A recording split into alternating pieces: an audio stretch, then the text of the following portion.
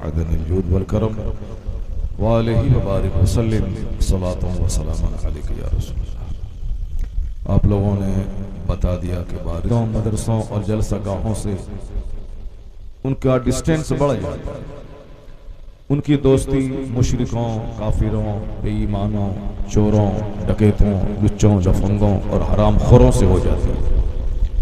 لیکن آپ نے اپنے گاؤں میں محنت مشقت کر کے اچھے اچھے مکانات بنا کر آپ نے بہت اچھا کام کیا کہ آپ نے بڑی اچھی مسجد تعمیر کر دی، اور ہر سال لگاتار مسلسل آپ نے رسول پاک کی آمد کے اس مقدس مہینے میں اچھی بڑی بڑی کانفرنس کا انعقاد آپ نے شروع کیا۔ تو آپ نے بتا دیا کہ ایک مومن کو جب مال آتا ہے تو اسے تماشے میں نہیں خرچ کرنا چاہیے، اسے دین کی خدمت کے پیچھے لگا دینا چاہیے۔ سبحان اللہ بے شک۔ ہاتھ اٹھا کے بولیں سبحان اللہ۔ موبائل مت چلائیں، موبائل ایک آگ ہے جو آپ کو جلا کے راکھ کر دے گا۔ آگ سے کھانا بنایا جاتا ہے، نہ کہ آگ میں گھس کے اپنے آپ کو جلایا جاتا ہے۔ عقل مند وہ ہے جو آگ سے کھانا بنائے، آگ سے سامان بنائے، آگ سے بہت ساری چیزوں کی مینوفیکچرنگ کرے، اور بیوقوف ہے وہ جو خود ہی آگ میں گھس جائے اور جل کے راکھ ہو جائے۔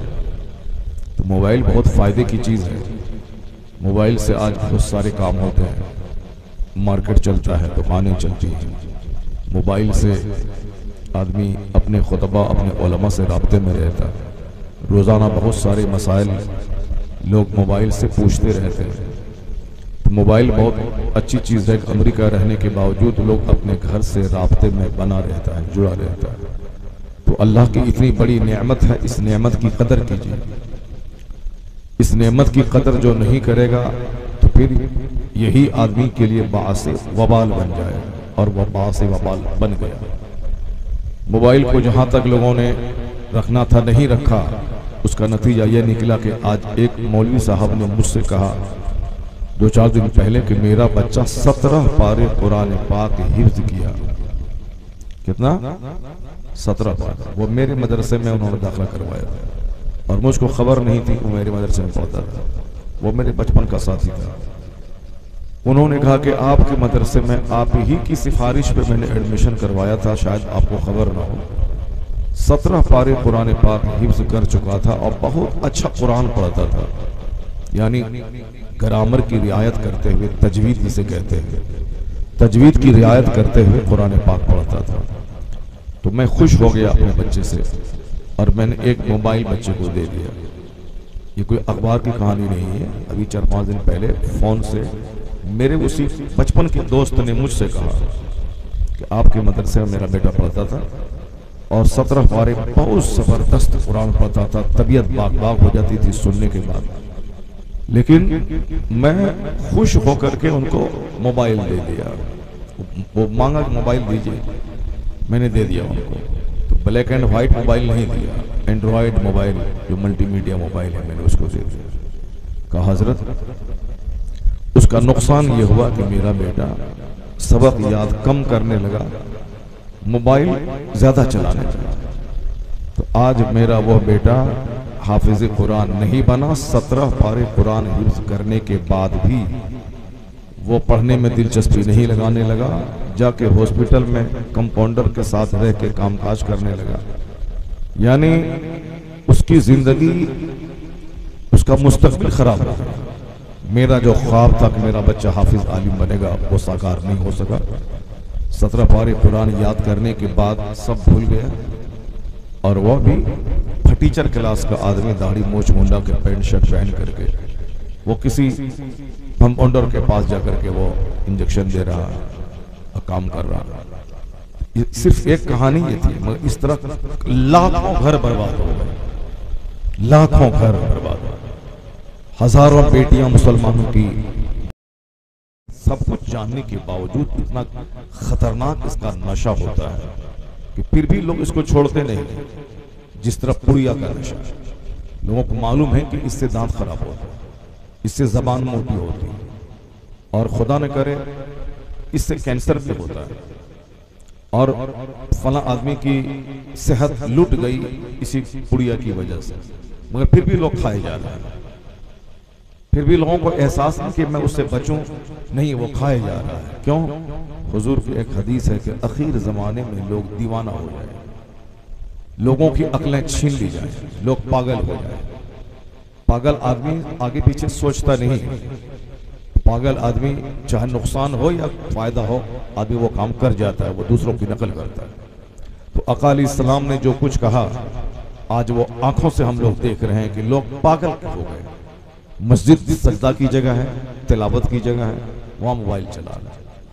مدرسہ وہاں سبق یاد کرنے کی جگہ ہے، وہاں موبائل چلا رہے ہیں۔ جلسہ گاہ نعت سننے اور مقرر کی تقریر سننے کی جگہ ہے، وہاں موبائل چلا رہے ہیں۔ یعنی عقل بھرسٹ ہو گئی، لوگ پاگل ہو گئے۔ حضور نے 1400 سال پہلے کہا تھا ایک زمانہ ایسا آئے گا کہ لوگوں کی عقل چھین لی جائے اور لوگ دیوانے کی طرح کریں گے۔ اس کو آج ہم لوگ اپنی نگاہوں سے دیکھ رہے ہیں، کس طرح حضور نے 1400 سال پہلے آج کے حالات کی عکاسی کرتے ہوئے کہا جو چیزیں پردے کی ہیں وہ بے پردہ ہو گئی، اور جو چیزیں گھر سے باہر رہنے کی تھی وہ چیزیں گھر کے اندر رہنے لگی۔ مرد گھر سے باہر رہنے کا تھا، کھیت کھلیان میں کام کرنا، فیکٹری چلانا، گاڑی ڈرائیو کرنا، مسجد میں جا کے باجماعت نماز پڑھنا، جمعہ پڑھنا، عیدین پڑھنا، جو کام مردوں کا تھا وہ کام اب مرد گھر میں جا کے بیٹھے ہوئے ہیں۔ کوئی عورتوں کی طرف بال رکھ کے ربڑ ڈال کے بیٹھے ہوا ہے، اور ان کی بیویاں نوکری کرنے کے لیے باہر جا رہی ہیں۔ عورتیں فیکٹری میں کام کر رہی ہیں، انجینئر ہیں دفتر میں کام کر رہی ہیں، ماسٹر ہیں اسکول میں پڑھا رہی ہیں، اور شوہر ان کی کمائی کھا رہا ہے۔ جبکہ نکاح کے وقت میں یہ کانٹریکٹ ہوتا ہے کہ فلاں کی بیٹی کو اتنے مہر کے بدلے میں ان گواہوں کے سامنے تمہارے نکاح میں دیا جاتا ہے۔ مہر علاوہ نان و نفقہ کا، یعنی روٹی کپڑا کے علاوہ اتنے پیسے کے بدلے میں فلاں کی بیٹی کو تیرے نکاح میں دیا جاتا ہے۔ اب روٹی بھی دینی ہے، کپڑا بھی دینا ہے، اور مہر کی رقم بھی دینی ہے۔ یہ شوہر کے ذمہ ہے عورت کی روٹی، شوہر کے ذمہ ہے عورت کا کپڑا، شوہر کے ذمہ ہے عورت کی رہائش کا انتظام کرنا۔ عورت پر لازم نہیں کہ خود کما کے شوہر کو کھلانا، ورنہ عورت ہی نہیں ہوتی، وہ مرد ہو جاتا ہے۔ مرد کی زوجیت میں اس عورت کو دیا جاتا ہے مہر کی رقم کے بدلے میں 4 لاکھ 5 لاکھ 2 لاکھ 1 لاکھ، یہ مہر کی رقم ہوئی جو دینا ہے، علاوہ نان و نفقہ کے دینا ہے، روٹی کپڑا مکان کے دینا ہے۔ اب اس کو اچھے گھر میں رکھنا ہے۔ اگر عورت کہے کہ تیرے ماں باپ کے ساتھ میں نہیں رہوں گی، تو ہر شوہر پہ لازم ہے کہ ماں باپ کے لیے الگ مکان بنا کے دے اور اپنے بیوی کو الگ مکان میں رکھے، چونکہ وہ ماں باپ میرے ہیں، بیوی کے ماں باپ نہیں ہیں۔ ماں باپ کی خدمت ہم پر لازم ہے کہ ہم ماں کی خدمت کریں، باپ کی خدمت کریں، باپ کے ہر دکھ درد کا سہارا ہم بنیں۔ ہماری بیوی اس کی ماں دوسری، اس کے باپ دوسرے ہیں۔ جہاں اس میٹر کو لوگ نہیں سمجھتے ہیں وہی لڑائی اور جھگڑا ہوتا ہے اور طلاق کی نوبت آتی ہے۔ میری ماں ہے تم اس کا پاؤں دباؤ، آپ کی ماں ہے آپ پاؤں دبائیے، آپ یہ میرا باپ ہے آپ میرے باپ کے سر میں تیل لگاؤ، آپ کا باپ ہے آپ سر میں تیل لگائیے۔ آپ کی بیوی کیوں لگائے گی؟ آپ کی بیوی آپ کے لیے، وہ آپ کی خدمت کرے گی، آپ کے سر میں تیل لگائے گی، آپ کا پاؤں دبائے گی، وہ آپ کے کپڑے صاف کرے گی، وہ آپ کے بچوں کو پالے گی، وہ آپ کے بچوں کو پیدا کرے گی، آپ کے بچوں کی پرورش کرے گی، آپ کی غیر موجودگی میں آپ کا گھر دیکھے گی، آپ کی ہر تکلیف کا خیال رکھے گی، آپ کی وہ خدمت کرے گی، نہ کہ آپ کی بہن کی، آپ کے بھائی کی، آپ کی ماں کی، آپ کے باپ کی نہیں کرے گی۔ وہ قانوناً یہی ہے۔ البتہ اخلاقی طور پر اگر وہ میری ماں کی بھی خدمت کرے، یہ ان کا اخلاق ہے، وہ میرے باپ کو بھی عزت دے، یہ ان کا اخلاق ہے، یہ میری بہن کا بھی خیال رکھے، یہ ان کا اخلاق ہے، یہ میرے بھائی کی راحت کا بھی خیال رکھے، یہ ان کا اخلاق ہے، یہ میرے سارے رشتہ داروں کے ساتھ اچھا سلوک کرے، یہ ان کا اخلاق ہے۔ یہ ان پر فرض واجب نہیں ہے، یہ ان کا اخلاق ہے۔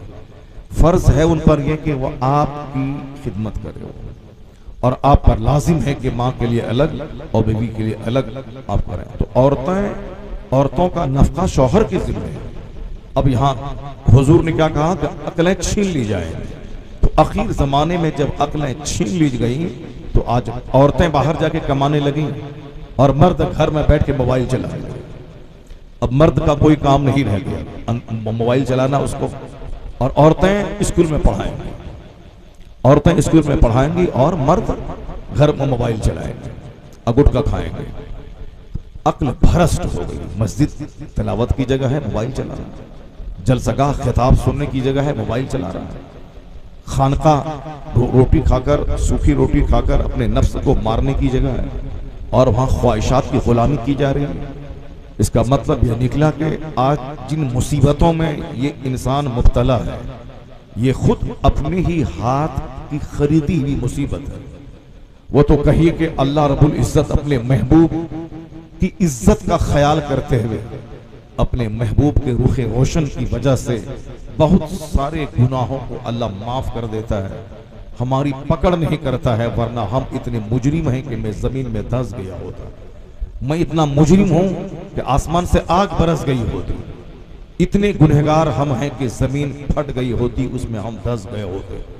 ظاہر سی بات ہے زمین اللہ کی، اور ہماری صبح کا آغاز اللہ کی نافرمانی سے ہوتا ہے، تو اگر بندہ زمین میں دھنس جائے تو یہ ظلم نہیں ہے، یہ بندوں کے جرم کی سزا ہے۔ اگر آسمان سے آگ برس جائے یہ ظلم نہیں ہے، یہ بندوں کی اپنی بدعملی کی سزا ہے، یہ بندوں کی اپنی بدعملی کی سزا ہے۔ اللہ کی روزی کھاتے ہیں اور کام سارا کا سارا خدا کے دشمن شیطان کی مرضی کے مطابق کرتے ہیں۔ روزی اللہ کی دی ہوئی اور خوشی شیطان کی ڈھونڈی جا رہی ہے۔ آسمان کا سورج ہمارے لیے ہے تاکہ اس کی روشنی میں میں دن بھر کام کروں، اور اللہ کی روشنی میں کام کرتا ہوں اور اللہ کی دی ہوئی روشنی میں دھڑلے سے گناہ ہو رہا ہے، جھوٹ کا کاروبار ہو رہا ہے، شراب نوشی ہو رہی ہے، غیبت کی محفلیں سج رہی ہیں۔ یہ بتائیں کہ اس حالت میں آسمان سے آگ برس جائے تو یہ نہ بولے کہ اللہ نے ظلم کر دیا، نہیں، یہ ان کی بدعملی کی سزا ہے جو اس نے کیا ہے۔ اللہ کی نعمت کھائیں اور کام اللہ کے دشمن کا کریں، اللہ کی زمین پہ رہیں اور کام اللہ کے دشمن کی مرضی کے مطابق کریں، اللہ کے آسمان کے نیچے رہیں اور کام شیطان کی مرضی کے مطابق کریں۔ یہ تو کہیے کہ اللہ رب العزت نے اپنے محبوب کو بھیجا، اس محبوب کے قدموں کی برکت سے ہمیں روزی بھی مل رہی ہے، ہمیں بارش رحمت بھی مل رہی ہے، اور ہمارے گناہوں کی سزا یہاں نہیں مل رہی، چھوٹی سی سزا مل رہی ہے۔ اب بڑی سزا کے مستحق ہم جو تھے کہ ہم جل گئے ہوتے، پتھر برس گیا ہوتا، آگ برس گئی ہوتی، مگر اللہ اپنے محبوب کے صدقے میں اس خطرناک آگ سے مجھ کو بچائے ہوا ہے، ورنہ اس قابل ہم ہیں کہ جی نہیں پاتے۔ اگر اللہ فوری طور پر بندوں کو پکڑ لیتا گناہ پر تو نہ ہمارا باپ بچتا، نہ ہمارا دادا بچتا، نہ ہمارا پردادا بچتا، پہلے ہی مر گیا ہوتا۔ اے لڑکا، بدتمیز کہے گا، ایک تو بارش ہے، عورتوں کو لے کے کیا کریں گے اگر ہماری عورتیں ہی دوسروں کے ساتھ بھاگ گئی؟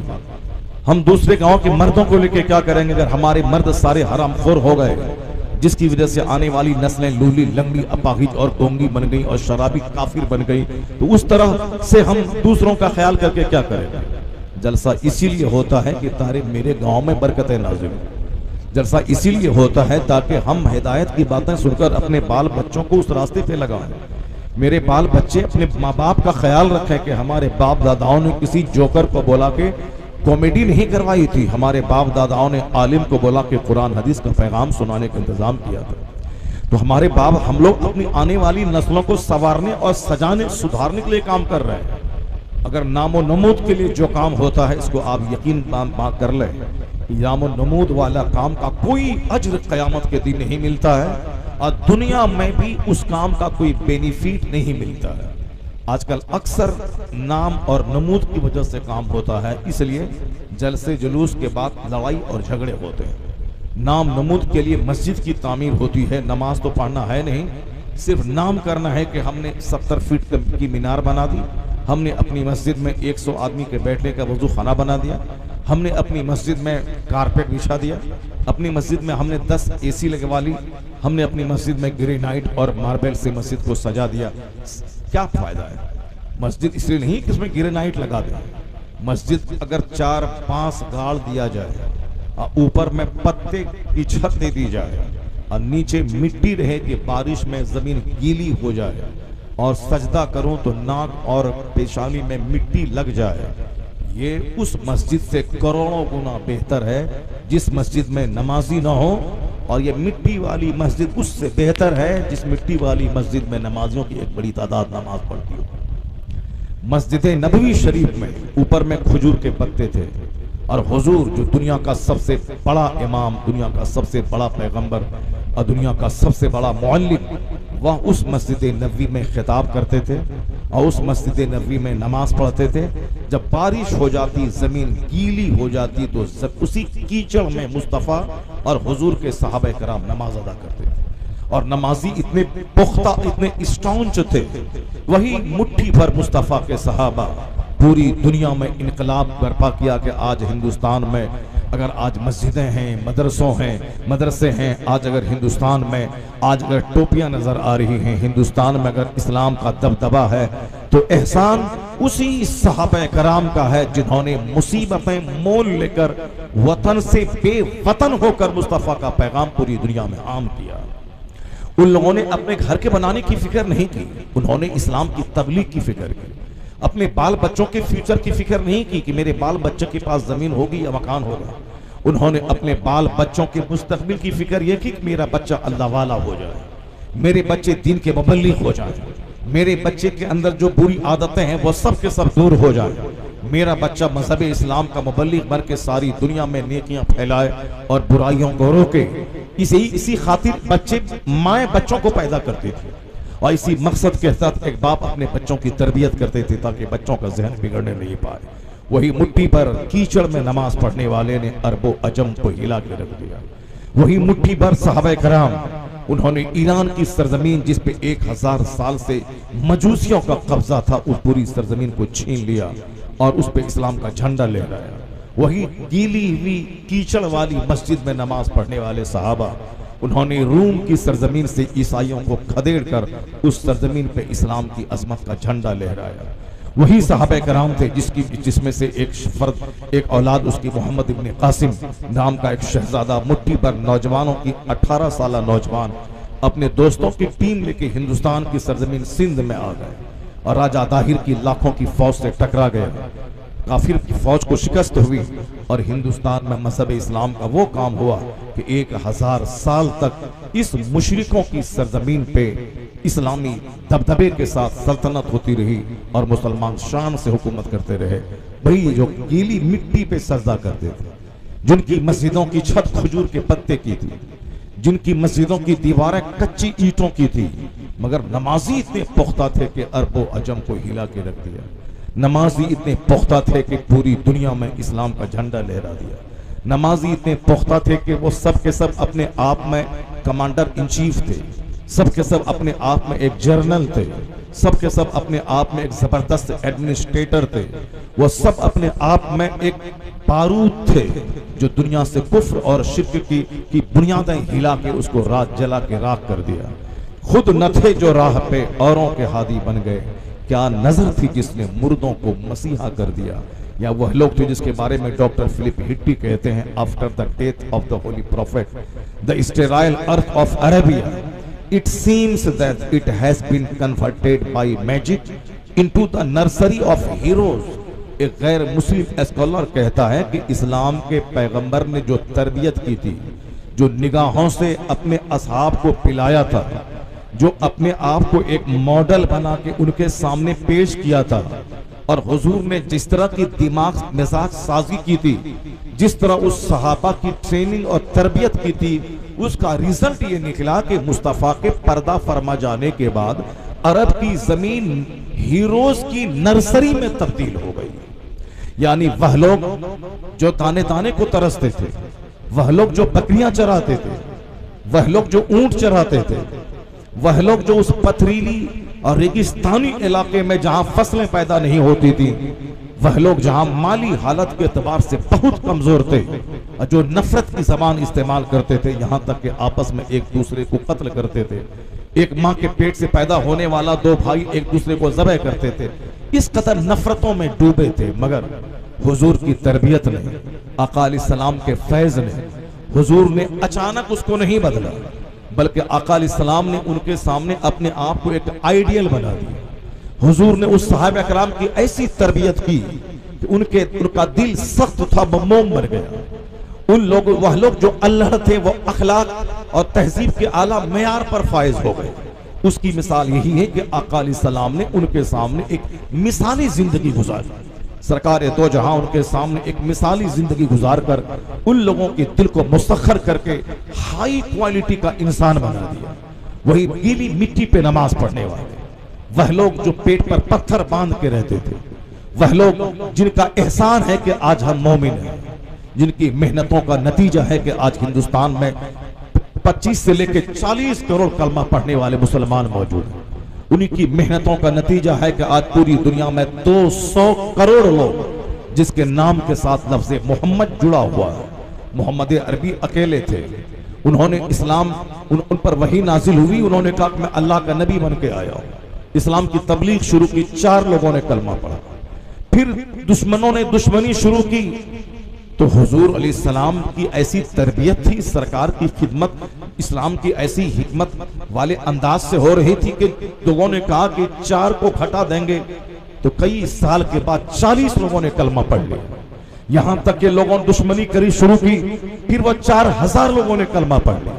لوگ کافروں کی دشمنی بڑھتی گئی، مصطفیٰ کے غلاموں کی تعداد بڑھتی چلی گئی. 4000 تھے، لوگوں نے کہا اسلام مٹا دیں گے. 4 لاکھ لوگوں نے کلمہ پڑھ لیا. پھر دشمنوں نے کہا کہ اسلام مٹا دیں گے. 4 کروڑ لوگوں نے کلمہ پڑھ لیا. پھر دشمنوں نے کہا کہ اسلام مٹا دیں گے. 40 کروڑ لوگوں نے کلمہ پڑھ لیا. یہاں تک کہ آج سے سال بھر 100 سال پہلے اسلام دشمنوں نے کہا کہ اینٹ سے اینٹ بجا دیں گے. یہ مذہب دہشت گردی کا مذہب ہے. یہ مذہب جب پھیلے گا پوری دنیا میں دہشت گردی پھیلے گی اور اس مذہب کے فالوور ساری دنیا میں چھا جائیں گے. یعنی دشمن کی دشمنی بڑھ گئی. وہ لوگ اسلام کے خلاف تبصرہ کرنے لگے، وہ لوگ اسلام کے خلاف باتیں کرنے لگے.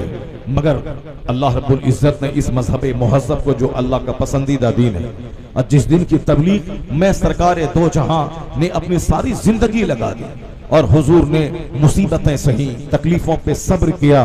آقا علیہ السلام جو اس روئے زمین کے سب سے نفیس ترین انسان تھے، سب سے زیادہ حسین ترین انسان تھے، انہوں نے حسن و جمال کو لے کے بیٹھے نہیں رہے، بلکہ جس طرح کوئی محنت کر ہی نہیں سکتا ہے، حضور نے ساری انتھک محنتیں کر کے مذہب اسلام کے دیپک کو دور دور تک پھیلایا.